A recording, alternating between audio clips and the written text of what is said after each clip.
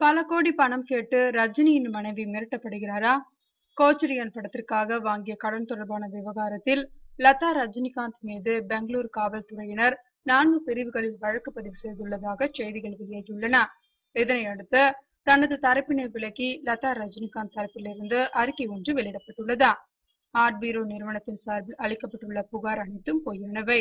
இது முழுக்க முழுக்க லதா ரஜினிகாந்த் பெயருக்கு பங்கம் விளைவிக்கவும் இதன் மூலம் அவரிடமிருந்து பணத்தை வசூலிக்கவும் கொடுக்கப்பட்டுள்ள பொய்யான புகார். புகாரில் தெரிவிக்கப்பட்டது போல லதா ரஜினிகாந்த் எந்த கடன் தொகைக்கும் உத்தரவாதம் அளிக்கவில்லை. ஆர்ட் பீரோவைச் சேர்ந்த அபிசந்த் நாசரும் அவரது மனைவியும் ஒரு வருடத்திற்கு முன் லதா ரஜினிகாந்திடமிருந்து பணம் கறக்க தவறான முறையை கையாண்டனர்.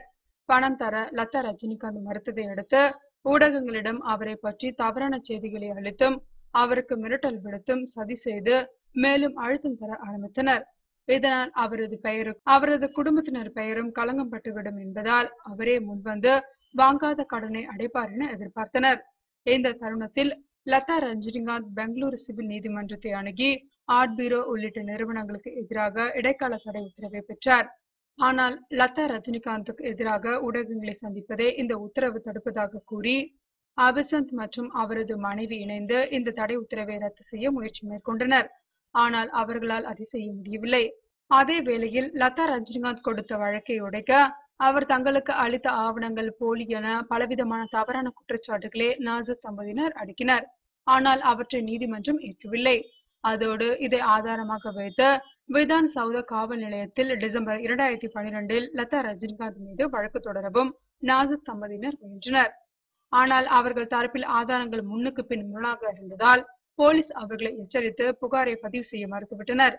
கர்நாடகா நீதிமன்றம் புகாரை ஏற்க மறுத்துவிட்ட நிலையில் தனிநபர் ஒருவர் உள்நோக்கத்துடன் புகார் அளித்ததை அடுத்து மாஜிஸ்ட்ரேட் நீதிமன்றம் ஏற்று வழக்கு பதிவு செய்துள்ளது வேடிக்கையாக உள்ளது.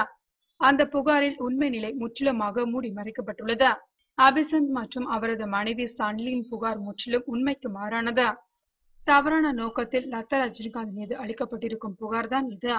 தனது நற்பெயருக்கும் களங்கம் விளைவிக்கும் வகையில் அளிக்கப்பட்டிருக்கும் புகாருக்கு எதிராக லதா ரஜினிகாந்த் சிவில் மற்றும் குற்றவியல் நீதிமன்றத்தில் வழக்கு தொடர்ந்து அவருக்கு தண்டனை பெற்று தருவார் என்று அந்த அறிக்கையில் குறிப்பிடப்பட்டுள்ளது.